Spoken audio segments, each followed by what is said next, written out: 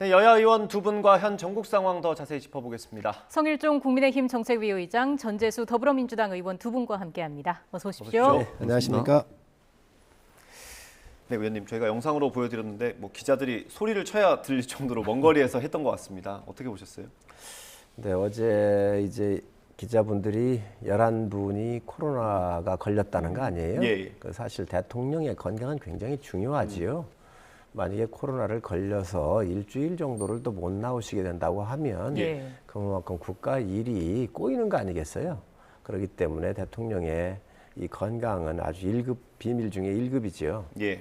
그렇기 때문에 어제 아마 그런 것들을 고려해서 잠시 건너뛰신 것 같은데 오늘 이제 그 모습을 보신 것 같습니다. 보기 좋으시잖아요. 지금 도어 스태핑에 대해서 공격도 많이 하고 여러 가지 부작용도 있고 일정 부분 또 나오고도 있는 게 사실인데 국민과의 소통하는 새로운 모델을 지금 제시하신 거란 말이죠. 예. 비교할 수 없습니다만은 그 8번 기자회견을 전임 대통령이 하셨어요. 예. 아침에 가시면서 중요한 현안들을 이렇게 얘기하시잖아요. 이런 모습은 아마 제가 봤을 때 백악관도 도어 스태핑 한다 하더라도 사전에 질문 받는 거 한두 개, 그저 한 달에 몇 번 정도라고 몇 번 정도라 그러거든요. 근데 저희 대통령께서 새로 시작을 하셨고 또 그런 새로운 문화를 만들고 있기 때문에 저는 굉장히 긍정적으로 볼 필요가 있다. 다소의 좀 여러 가지 시행하는 초기에 문제가 좀 나오더라도 그런 걸 우리가 애정을 갖고 좀 봐드리기도 하고 또 좀 더 보강할 수 있도록 이런 기회를 국민들께서 함께 만들어가는 게 좋지 않겠나 생각을 합니다. 사실 용산 집무실로 옮긴 가장 큰 명분이 소통이었고 그 소통의 가장 또 상징적인 게 도어 스태핑이었고요. 그래서 좀 긍정적인 평가도 많았습니다만은 그래도 좀 체계적인 게 필요하지 않을까라는 지적이 나왔던 거거든요. 저도 윤석열 대통령의 이 소통 방식에는 굉장히 저도 긍정적입니다. 일단 형식적으로는 굉장히 긍정적이고 아마 다음번 대통령 되시는 분들도 아마 이 도어 스태핑이라든지 일상적인 어떤 소통 방식을 그냥 애써 무시하고 지나가지는 못할 겁니다. 하나의 모델로 이제 정착되기를 바라는 것이고요. 다만 이제 이런 우려는 있죠. 예를 들면 굳이 코로나가 이제 사회적 거리두기가 지금 해제된 상태 아닙니까? 대통령실의 기자분들이 코로나에 11명 정도 확진이 됐기 때문에 그럼에도 불구하고 사회적 거리두기는 해제되어 있는 상태였고 그래서 전반적인 상황을 고려를 해가지고 기자 2~3명을 미리 정해서 기자 2~3분으로 해가지고 풀 기자단을 운영해가지고 질의응답을 받는 것으로 이미 지난 주말에 확정을 했다가 느닷없이 어제 이제 이것을 취소한 거 아닙니까? 그리고 오늘 하루가 안 돼가지고 바로 또 대통령께서 도어 스태핑을 바로 해버립니다. 그러면은 대통령실이 입장을 정리를 해서 국민과 언론에게 도어 스태핑은 앞으로 당분간 하지 않겠다라고 공식적으로 발표를 했는데 아무런 또 설명 없이 또 그냥 해버립니다. 대통령실이 이렇게 예측 가능하지가 않아서야 되겠습니까? 이 문제가 있는 거 아니겠습니까? 새로 시작한 건 좋습니다. 그러나 적어도 대통령실이라는 곳에서 공식적으로 대통령의 도어 스태핑과 관련해서 입장 정리를 하고 발표를 했습니다. 아무 설명 없이 그 다음날 아침에 엎어지는 겁니다. 이게 과연 시스템이 있는 것인지, 과연 어떤 절차와 과정을 거쳐서 도어 스태핑을 잠정 중단했다가 또 어떤 논의 과정과 프로세스를 거쳐서 이것이 느닷없이 아무 설명도 없이 또 이것이 재개되는 것인지 저는 재개된 것은 긍정적이고 좋습니다. 그런데 인사도 지금 이렇죠. 민생에 대한 대책도 지금 이렇죠. 외교도 지금 이렇죠. 김건희 영부인 관련한 문제도 지금 이렇죠. 도어 스태핑도 이렇죠. 그러니까 이게 도대체가 예측 가능하지가 않다. 그다음에 시스템에 의해서 뭐가 정리정돈돼 가지고 뭐가 이빨이 맞아 가지고 차각차각 이렇게 굴러가는 느낌이 없다. 이런 측면에서 굉장히 우려스러운 것이죠. 의원님, 지금 전 의원님께서 말씀하시는 건 조금 과하지요. 뭐 다른 국가의 시스템이 어떤 게 다 예측 불가능하게 움직였나요? 대통령 일정 다 공개되고요. 국무회의 보고받을 거, 장관 보고받을 거, 회의할 거, 외교 진행하는 거 다 공개된 상태에서 하고 있다는 말씀을 드립니다. 예. 국민과 소통하는 방식에서 하루를 건너뛰기는 했지만 예. 그 하루를 해보니까 또 여러 가지 언론에서 좀 나와주셨으면 좋겠다라고 또 요구도 있잖아요. 그러니까 대통령께서 출근길에 그런 건 소통이라고 하는 것은 국민하고 횟수 제한 없이 편하게 하실 수 있도록 그런 자유를 부여하십시다. 아니 기자들 출퇴근할 때 묻는 것까지 딱 짜여져 있는 각본으로 한다 그러면 재미없잖아요. 이런 부분들만큼은 대통령께서도 자유롭게 하시고 때로는 내려가다도 하시고 때로는 뭐 비공식적으로 불러서 만나실 수 있는 이런 자유를 드려야지 모든 것이 국가의 최고 지도자이기 때문에 다 짜여져 있는 것대로만 갈 수는 없는 거예요. 그러나 네. 국가적으로 꼭 챙겨야 되는 격이 있는 일이라든가 일정 이런 부분들에 대해서는 예. 전 의원님 말씀에 저는 동의도 합니다. 그렇지만 이러한 소통과 각오, 국민하고 함께 친근하게 하는 모습 같은 경우는 네. 예. 가능하면 좀 열고 저는 웬간하면 좀 서로 응원하고 도와드리는 것이 필요하다고 생각을 합니다. 예. 저도 이 과하다고 저의 비판이 이제 과하다고 말씀을 하셨는데 그렇게 볼 수도 있습니다. 그런데 우리가 아무리 보수적으로 보더라도 대통령실의 입장이지 않습니까? 예. 더더구나 대통령의 출근길 이게 적석 질의응답, 도어 스태핑에 대해서 대통령실이 공식적으로 입장을 밝혔고 그리고 그 근거가 코로나 확산이라고 그랬습니다. 예.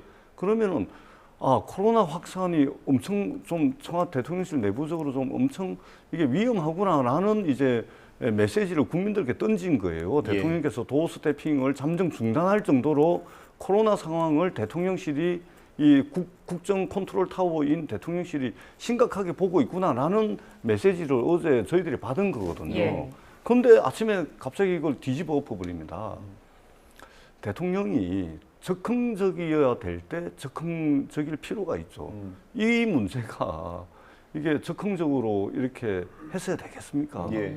이래가지고 만약에 이 문제였으니까 망정이지. 예를 들면 외교와 관련된 문제라든지 또는 안보와 관련된 문제라든지 또는 중대한 국익이나 국민들의 생명과 안전과 관련된 문제면 이렇게 하루아침에 대통령실의 공식 입장이 완전히 그냥 뒤집어 엎어지는 이런 상황이 되면은 어떻게 이게 저 국민들이 예측 가능하고 국민들이 대통령실 입장을 믿고 따르고 하겠습니까? 예. 그러니까 이런 아주 세심한 신경을 써야 되는데 대통령께서 너무 적극적이세요. 예, 기왕에 시작된 도어 스태핑이면 저는 코로나 방역 수칙을 지키면서 또 국민들과의 좋은 소통 방식이니까 앞으로 그대로 진행이 됐으면 좋겠다라는 바람을 가지고 있고 네. 예. 풀 기자단 운영하면 그리고 마스크 끼고 그리고 지금 이제 방역 수칙이 야외에서 또는 실내를 하더라도 2m 거리만 간격만 유지가 되면 오늘 한 6, 7m 떨어지는 거 아닙니까? 예. 사실은 감염의 우려가 거의 없거든요. 그러면 굳이 도어 스태핑을 잠정 중단한다 이렇게 발표 안 해도 될 거를 예. 도대체 무슨 근거로 그렇게 했다가 또 아무 설명도 없이 또 이렇게 그냥 하는지 저는 참 도무지 이해하기가 좀 어렵다 예. 이런 말씀을 드립니다. 뭐 쉽게 이해하실 수 있는데 이해를 안 하려고 그러지 야당이니까. 거리 감염의 문제가 있으니까 좀 떨어졌잖아요. 그러니까 아까 좀 마이크도 조금 멀리 이렇게 들리는 느낌이 좀 들었고요. 이런 것들 고려해서 하시면 됩니다. 민주당 우상호 대표가 또 그랬잖아요. 코로나 확산으로 중단하는 건 말도 안 되는 변명이다 그랬잖아요. 오늘 했잖아요. 네. 그래서 정말 뭐 이 갖다가 붙이기에 따라서 그냥 계속 이런 걸 가지고 공격할 건 없다. 네. 그리고 중요한 국가의 정책이나 외교 안보라든가 큰 문제가 있으면 야당에 정책적으로 잘못하는 거 해야죠. 그러나 기자들하고 토론하고 아침에 가시다가 하루를 건너뛰어 보니 또 대통령께서 친근하시잖아요. 사람 좋아하시잖아요. 또 국민들한테 편안하신지 묻고 할 때 대답하셔야 되는 게 국가 지도자잖아요. 그러니까 조금 멀리 떨어져 있으셨지만 그래도 대답하고 가는 모습 저 같으면 박수 칠 것 같은데 우리 그냥 이리 비판하고 저리 비판하니까 이거 참 대통령 하기가 어렵습니다. 이거. 우리 성일종 정책위 의장님 뭐 좋습니다. 예, 좋은데 어제 오늘 코로나 뭐 이게 코로나 뭐 발병 이게 뭐 크게 뭐 획기적으로 변화된 게 있습니까? 예. 그렇지 않잖아요. 뭐 좋습니다. 예. 네, 저희가 이 주제로 너무 많은 이야기를 나눈 것 같아서요. 좀 다른 이야기를 해볼게요. 뭐 연결이 되는 거기도 합니다만은 지지율 관련 얘기를 좀 해볼 텐데요. 어제가 윤석열 정부가 출범한 지 2달이 되는 날이었는데 부정 평가가 60%를 넘은 지표도 있었고요. 긍정 평가가 30%대에 머무르는 좀 이례적인 모습을 보이기도 했습니다. 집권 초기인데 현재 여당에서는 이 상황을 어떻게 진단을 하고 계신가요? 아무래도 이제 집권 초기니까 2개월 만에 지지율이 떨어지잖아요. 이제 예. 국민들께서 걱정을 하시지요. 원래 전 정부 같으면 허니문 기간이라서 한 6개월까지는 야당이 여당을 공격 안 합니다. 근데 요즘 뭐 조금만 가 있으면 이게 뭐 더 스태핑 가가지고도 공격을 하니 지지율 안 떨어질 수가 있겠습니까? 거기에다가 당에 4분까지 있는데 대통령께서는 열심히 하고 계시다는 말씀 드리고요. 예. 정말 휴일도 있고 휴일도 나와서 보고받고 계십니다. 예. 열심히 하고 계십니다. 예. 이제 부족한 건 당에서 4분이 일어나서 아무래도 많이 좀 실망하셨을 거고요. 네. 그런데 저희 당이 또 어제부로 이렇게 정비가 돼서 예. 또 새롭게 또 일을 하고 있고 그러니까 아마 또 반등의 기회가 오지 않을까 생각을 합니다.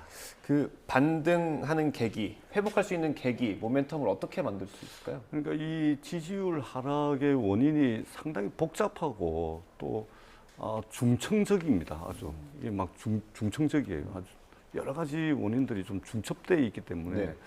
한두 가지를 어떻게 뭐 한다 그래가지고 쉽게 반등하기는 어렵지 않을까. 그럼에도 불구하고 사실상 국정 운영이 좀 되려고 그러면은 최소한 40% 정도 지지율은 확보를 해야 되거든요. 예.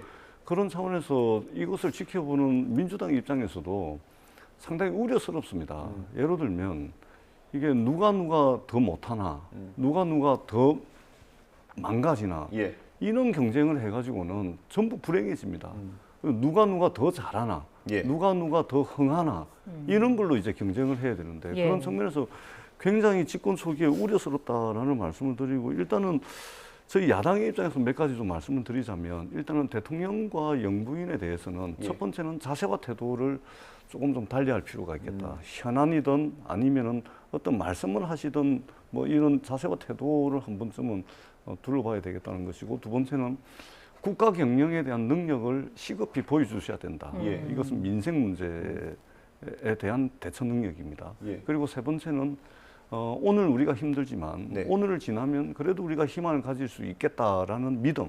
예. 이 믿음을 미래 희망을 국민들께 좀 제시해주는 이런 좀 대통령의 기획이 있어야 되지 않을까 보여지고 두 번째는 집권 여당이 하루빨리 권력 다툼을 끝내야 됩니다. 집권 여당이 세상 전지에 대선에서 이긴 집권 여당이 당면한 국정과제나 공약을 실행하기 위해서 지혜를 모으고 에너지를 모으는 경우는 봤어도 예. 그리고 힘이 딸려가지고 잘 안 돼가지고 분란이 일어나는 것은 봤어도 이렇게 권력을 둘러싸고 다툼을 벌이는 경우는 처음 봅니다. 예. 집권 여당이 대호각성을 해야 된다. 그리고 세 번째는 대내 외적인 이제 경제 환경이 상당히 어렵습니다. 네. 이것은 윤석열 정부가 개별적인 어떤 정책을 가지고서는 극복하기 어렵습니다. 이 부분에 대해서 국민들께 솔직하게 말씀을 드려야 됩니다.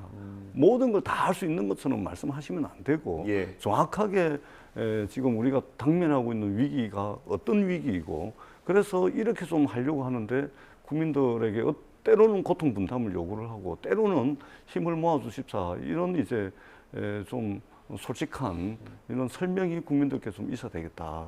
저는 제가 볼 때는 이제 그렇습니다. 예. 지금 대내적으로 굉장히 경제가 어렵지요. 뭐 대외적인 요소는 우크라이나 전쟁을 비롯해서 원자재값, 곡물값 같은 경우가 올라가면서 지금 뭐 저희만 그런 게 아니잖아요. 전 세계적으로 그렇고 예. 대내적으로 보면 사실 저희가 정권 인수를 한 지가 이제 2개월 됐는데 전 정권으로부터 물려받은 유산들이 굉장히 무섭고 무겁습니다. 예. 예를 들면 부동산 문제 같은 게 얼마나 심각합니까? 다 영끌까지 끌어모아놓은 대외적인 요인이 있다가 보니 지금 금리가 치솟고 있잖아요. 예. 그러다 보니 이분들에 대한 이러한 금리에 대한 부담을 어떻게 할 거예요, 지금. 또 그동안 전기료나 이런 공공요금들을 안 올려놨잖아요. 예.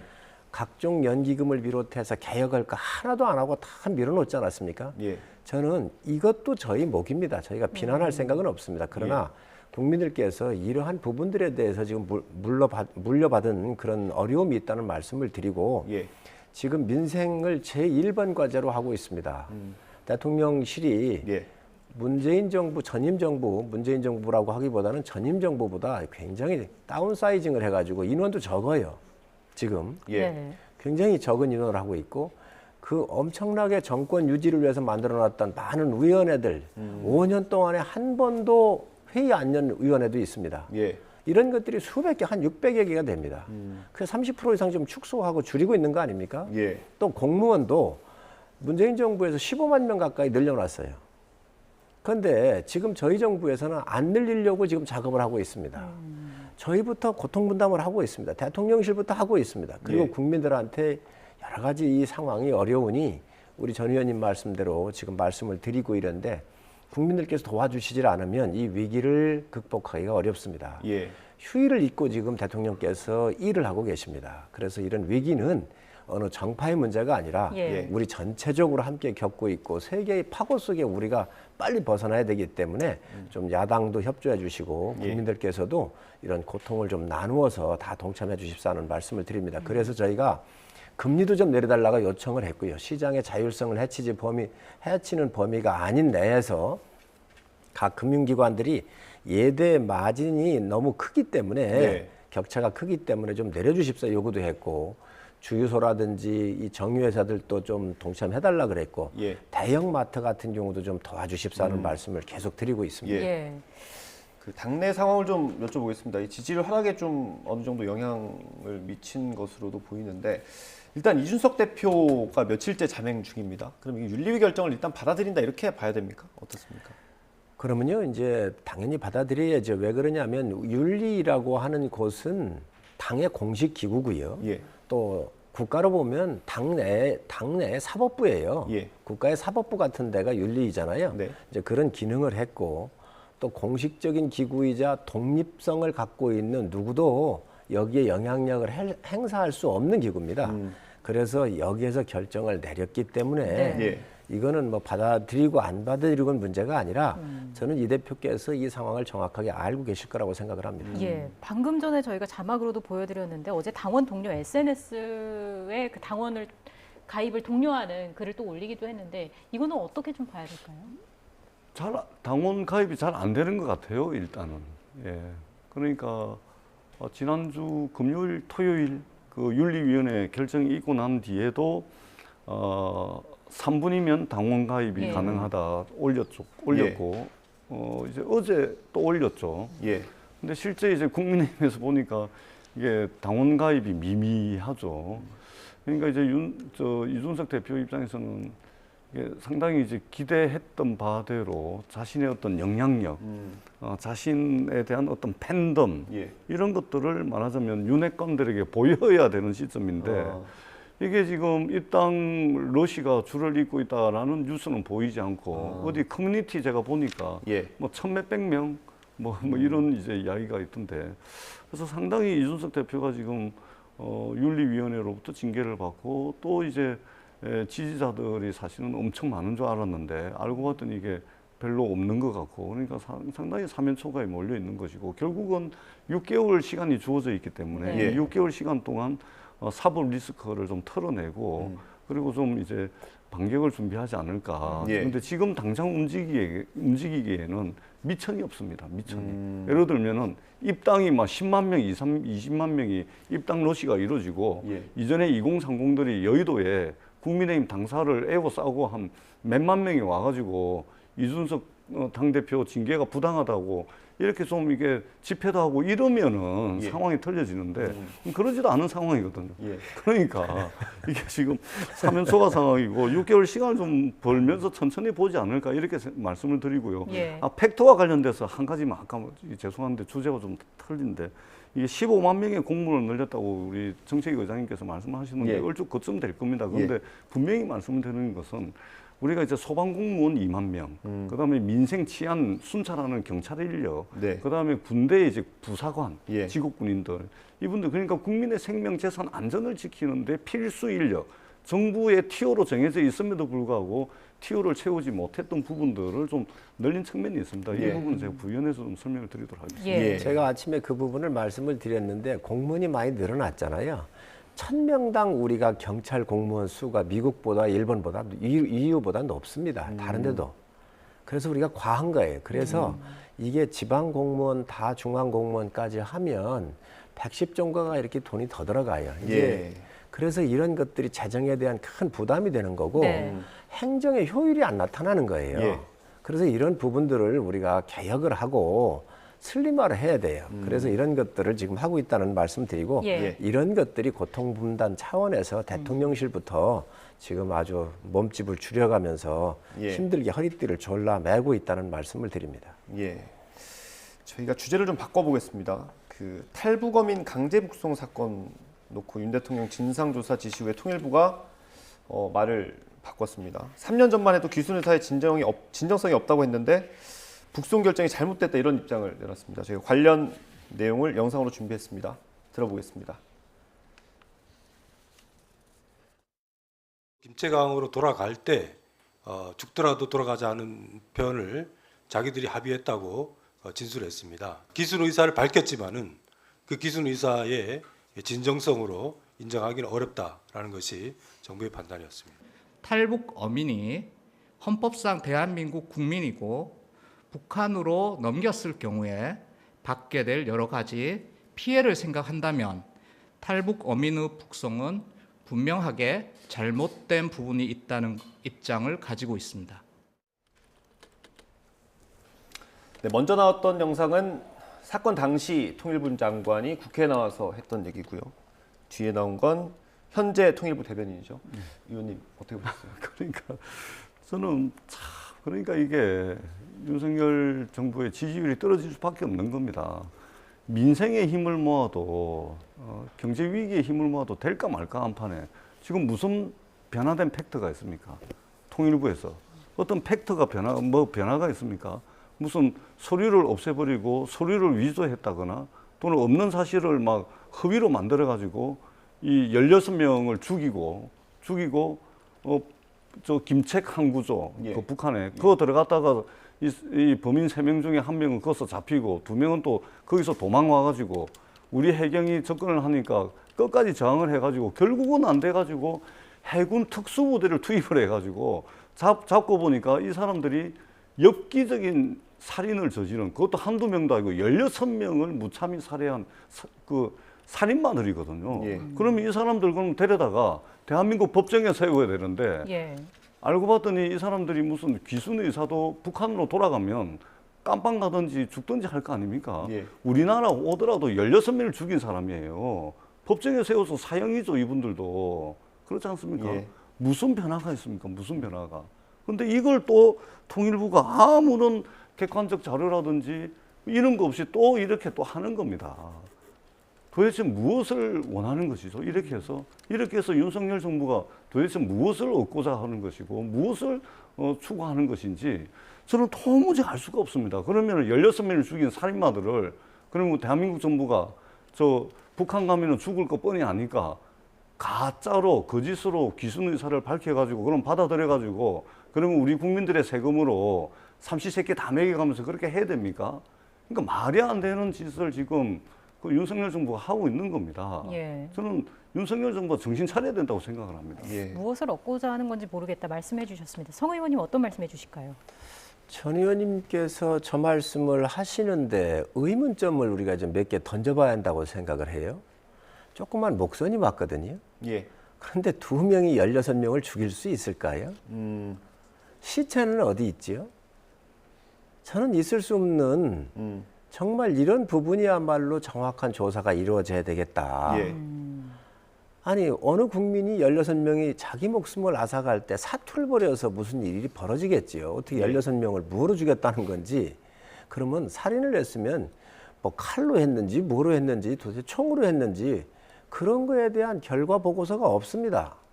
또 두 번째, 이 사람들이 와가지고 죽더라도 돌아가겠다 그랬잖아요. 그럼 죽더라도 돌아가겠다 그랬는데 왜 비밀리에 북송하다가 들켰지요? 그리고 안대를 채웠어요. 포승줄로 묶었어요. 그러면 돌아가겠다고 하는데 눈 풀어가지고 떳떳하게 가면 될 거 아닙니까? 그거를 눈까지 가리면서 그렇게 할 필요가 뭐가 있죠? 그리고 북측에 가가지고 북한의 군인을 보고 이분들이 털썩 주저앉았어요. 예. 아니 그렇게 죽더라도 돌아가겠다라고는 자기 땅에 왔는데 좋아서 이게 노래를 불러야 될 텐데 어떻게 그분들이 주저앉냐는 거예요. 그래서 대한민국이라고 하는 나라는 인권이 보장되어 있고 자유가 흐르는 나라입니다. 북에서 왔지만 헌법상 우리 국민이고 이러한 살인 행위가 있었거나 이런 것들이 있다면 대한민국 국법에 의해서 충분한 시간을 갖고 조사를 하고 그것들을 국민들한테 발표한 이후에 그리고 보내도 될 거 아닙니까? 보내면 될 거 아닙니까? 그런데 어째 이분들이 가서 북한 군인을 봤을 때 주저앉는 그러한 절망적 사태를 보면서 이분들이 올바른 판단했다고 했나? 그러니 저희가 볼 때 이러한 것들에 대해서 정말로 대한민국이 올바로 쓰려고 한다면 조사를 한번 해보자는 거예요. 예. 그게 잘못됐나요 지금? 예. 이거는 대한민국의 예. 국기를 바로 세우는데 굉장히 중요한 일이라고 생각을 합니다. 예. 의원님 아까 말씀하신 것 중에 조금 착오가 있으신 것 같은데 그 두 명이 남쪽으로 귀순하겠다는 의사를 밝혔던 거거든요. 아까 이제 돌아가겠다고 말씀하셨어요. 죽더라도 아까 그 통일부 장관이 죽더라도 돌아가겠다 그랬잖아요. 아까 죽더라도 돌아가겠다고 통일부 장관이 나와서 얘기를 했거든요. 제가 좀 말씀을 드리자면 그것은 이제 국정원이라든지 해군이라든지 저기 그다음에 북한의 이제 도청 감청 또 그 여러 가지 자료들을 다 보고서 일치된 사실로 3명이 16명을 연쇄적으로 살해를 한 겁니다. 그리고 그 시신을 바다에 유기를 했고 그리고 고기잡이 배인데 이 배에 갑판 위에 피가 홍건히 낭자를 하니까 그게 페인트 칠까지 합니다. 증거를 인멸하기 위해서. 그러고서 그 배를 끌고 그 고기를 팔려고 김책 항구에 들어갔다가 잡힙니다. 예. 그래서 도망 나오면서 목선을 타고 나온 것이죠. 그러니까 아니 집권 여당이면 이 정도 자료는 통일부에서 이미 다 보셨을 겁니다. 확인을 해보세요. 집권 여당이면 자료 다 가지고 있으면서 지금 이게 사람을 16명을 죽였는지 안 죽였는지 모른다? 아니 그렇게 말씀하시면 정말 안 됩니다. 이 부분은 사실관계를 확인을 하시면 다 나와 있는 것이고 그렇게 해서 과연 이 문제를 지금 이렇게 꺼내가지고 국민의힘이 집권 여당이 책임 있는 국정 운영의 주체가 무엇을 얻고자 하는 겁니까? 예? 이 살인마들을 그러면 대한민국 국민으로 받아들여가지고 북한 돌아가면 뻔히 사형당할 거 죽을 거 아니까 가짜로 기순 의사를 밝힌 이 사람들을 그러면은 자해를 할지도 모르는데 두 손 두 발 다 풀어놓고 안대 풀고 이래가지고 그러면 북한에 넘게 되겠습니까? 그 사이에 무슨 일이 있을지 모르는데 저는 도대체 무엇을 원하는 것이죠? 과연 집권여당이 이런 거 지난 일들 그것도 국익과 관련된 문제 남북과 남북의 문제 이런 문제를 굳이 끄집어내가지고 지금 이 어려운 판국에 과연 무엇을 원하는지 저는 알다가도 모르겠다는 말씀을 드리지 않을 수가 없습니다. 예, 저희가 시간관계상 마지막으로 발언 드리겠습니다. 전 의원님께서 말씀하신 게 사실이라고 그러면 전 옳은 말씀을 하셨다고 보고요. 그렇기 때문에 도감청은 여러 가지 SI 정보가 있거나 예. 또 이 당시에 관여했었던 국정원장 또 안보실장 이런 지금 미국 가 있잖아요. 그러니까 이런 분들 나오셔가지고 이거 조사 받고 증언해 주세요. 그래서 떳떳하면 벗어나면 될 일입니다. 아무리 사실관계가 있는데 아무리 권력이라 하더라도 덮어씌울 수가 있겠습니까? 저는 오히려 그런 것들 떳떳하게 밝혀서 또 증언을 하고 자료를 제출을 해서 벗어나시기 바랍니다. 권영세 통일부 장관께 국민의힘 국회의원이잖아요. 모셔다가 좀 브리핑 받아보세요. 예. 알겠습니다. 오늘 이야기 여기서 마무리를 하겠습니다. 성일종 국민의힘 정책위 의장, 전재수 더불어민주당 의원 두 분과 함께했습니다. 오늘 말씀 잘 들었습니다. 고맙습니다. 네, 감사합니다.